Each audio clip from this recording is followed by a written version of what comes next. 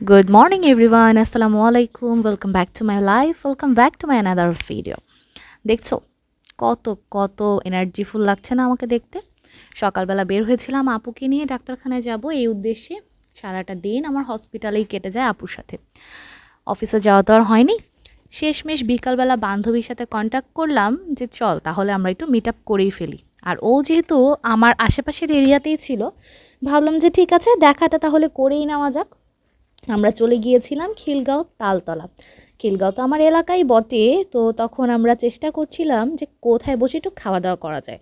যেহেতু সারাদিন হসপিটালে ডিউটি করেছি, আসলে খাওয়া দাওয়া হয়নি।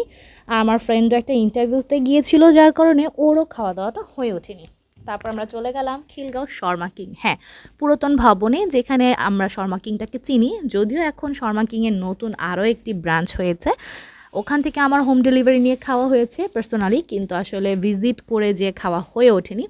আর শর্মা কিংয়ের যেটা খুব বেশি আকর্ষণ লাগে আমার কাছে, সেটা হচ্ছে যাওয়ার পরে ওরা যে একটা ওয়েলকাম ড্রিঙ্কস দেয়। এটা তেঁতুল আর জিরার মিশ্রণে একটা জিরা পানি টাইপ, অনেক ইয়াম, মানে এত মজার লাগে, ঠান্ডা ঠান্ডা কুলকুল। এটা না আসলে আমার খাবারের সাথেও যদি ওরা সার্ভ করতো আমার কাছে মনে হয় তাহলে আরও ভালো হতো। এটা এত টেস্ট, এত ইয়াম। এটা শুধু ওয়েলকাম ড্রিঙ্ক না, থ্যাংক ইউ একটা ড্রিঙ্কও হওয়া উচিত। আসার পর একবার, যাওয়ার সময় একবার। আর ওদের এই প্লেটারটা রিজনেবলের মধ্যে খুবই ভালো। তবে ওই দিন আমার কাছে একটু মজা লাগে নাই, কারণ ক্রিসপি চিকেনের ভিতর আমার কাছে একটু লবণ লেগেছিল। মানে আসলে যেমন লবণ লেগেছে, তার উপরে ওরা আমাকে দিয়েছিল ব্রেস্টের পিসের একটা পিস, যেটা আমার একদমই পছন্দ না। তবে ওদের এই মেয়োনিজ ডিপটা আমার অনেক পছন্দ।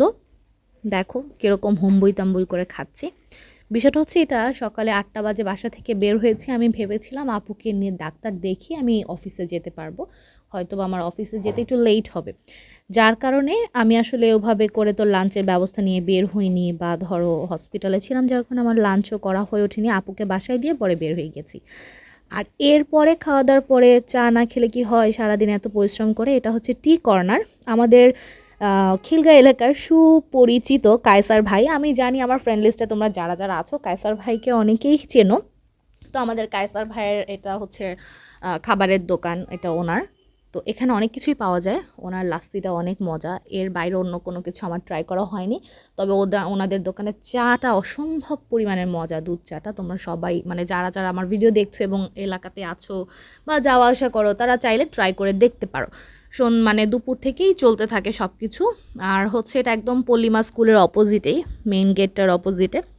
তারপরে আমি আর অনন্যা একটু ভাবছিলাম একসাথে পা মিলিয়ে মিলিয়ে হেঁটে একটু ভিডিও করা যায় কিনা, কিন্তু ফার্স্ট আমরা ব্যর্থ হয়েছি। ট্রাইতে হয়ে গিয়েছিল মোটামুটি ভিডিওটা। তো যাই হোক, এই ভিডিওটা অনেক দিন আগের, আমি তো ভুলেই গিয়েছিলাম এরকম একটা ভিডিও আমি নিয়েছি যেটা এডিট করতে হবে। সেই দিন অনন্যা আমাকে মনে করিয়ে দিয়েছে, থ্যাংক ইউ অনন্যা। আর এই ভিডিওটা তোমার জন্য এডিট করা হয়েছে, সেজন্য থ্যাংক ইউ সো মাচ। এই ভিডিওটা তোমরা যারা যারা দেখছো লাইক, কমেন্ট আর শেয়ার করতে ভুলে যাবে না। So see you guys in my next video. Till then take care and tata, bye bye, আল্লাহ হাফিজ।